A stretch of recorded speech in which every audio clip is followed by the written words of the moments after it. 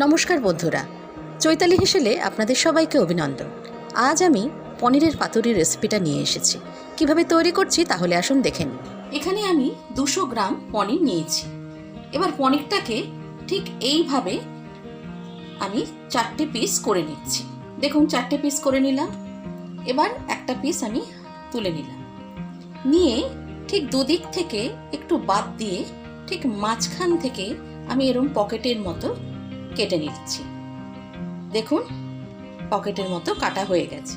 এরপরে আমি নেক্সট স্টেপে আসছি। এখানে আমি একটা মিক্সিং জার নিয়েছি, তার মধ্যে দিয়ে দিচ্ছি প্রথমে 1 টেবিল স্পুন সাদা সর্ষে, 1 টেবিল স্পুন কালো সর্ষে, 1 টেবিল স্পুন পোস্ত, আর দিয়ে দেব 2 টেবিল স্পুন নারকেল কোড়া, 3টে কাঁচা লঙ্কা, পিঞ্চ অফ নুন দিলাম, গরম জল 1/2 কাপ মতো। এবার আমি এটার একটা পেস্ট তৈরি করে নিচ্ছি। মশলাটা বাটা হয়ে গেছে, এবার এটা একটা বাটির মধ্যে ঢেলে নিচ্ছি। এবার আমি এই মশলার মধ্যে থেকে 1/2 চামচ এভাবে তুলে নিলাম।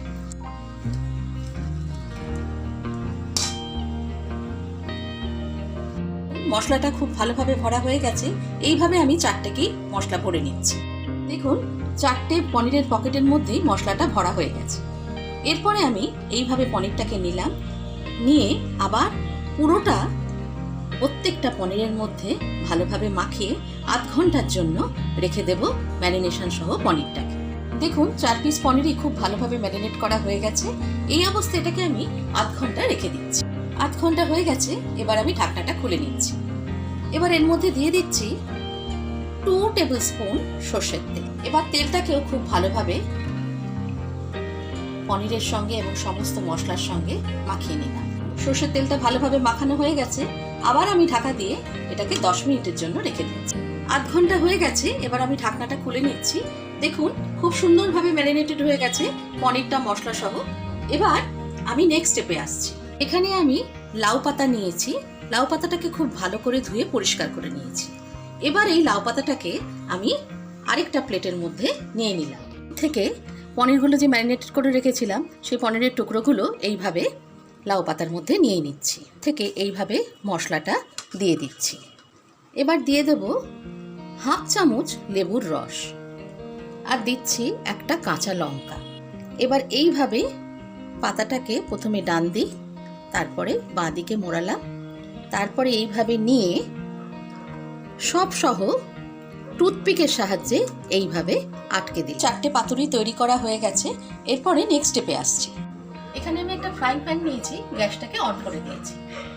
এবার আমি এর মধ্যে দিয়ে দিচ্ছি 1 টেবিল স্পুন সর্ষের তেল। তেলটাকে খুব ভালোভাবে গরম করে নিচ্ছি। দেখুন তেলটা খুব ভালোভাবে গরম হয়ে গেছে। এবার আমি যে পাতুরিগুলো রেডি করে রেখেছিলাম সেগুলো এক এক করে এবার আমি একটু ঢাকা দিয়ে দিই। এর উপরে একটা ঢাকা দিয়ে দিলাম।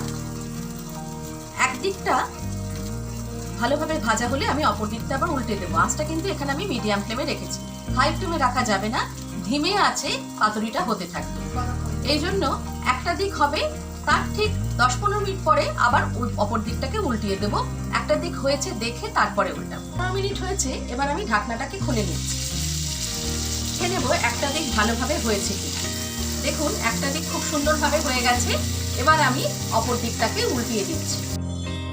এবার 15 মিনিট হয়ে গেছে, আমি আবার ঢাকনাটা খুলে নিচ্ছি। দেখুন খুব সুন্দরভাবে দুটো পিঠই তৈরি হয়ে গেছে। গ্যাসের সুইচটা আমি বন্ধ করে দিচ্ছি আর স্ট্যান্ডিং টাইমের জন্য রেখে তারপরে সার্ভ করব। পাতুরিটা আমি নামিয়ে নিয়েছি, পাতুরিটা ঠান্ডা হয়ে গেছে। এবার আমি একটা পাতুরি এখানে নিয়ে নিচ্ছি প্লেটের মধ্যে। আমি খুলে দেখাচ্ছি কত সুন্দর তৈরি হয়েছে। দেখুন একদম সফট তৈরি হয়েছে। আমি এবার কেটে দেখাচ্ছি আপনাদের কতটা মোলায়েম হয়েছে। দেখুন অনেক পাতুরি তো খেয়েছেন, এইভাবে একটু পনিরের পাতুরি তৈরি করে খেয়ে দেখুন না কেমন লাগে। খুব ভালো লাগবে আশা করি। আমার আজকের রেসিপিটা যদি আপনাদের ভালো লাগে লাইক করবেন, শেয়ার করবেন, কমেন্ট করবেন, সাবস্ক্রাইব করতে কিন্তু ভুলবেন না। খুব ভালো থাকবেন।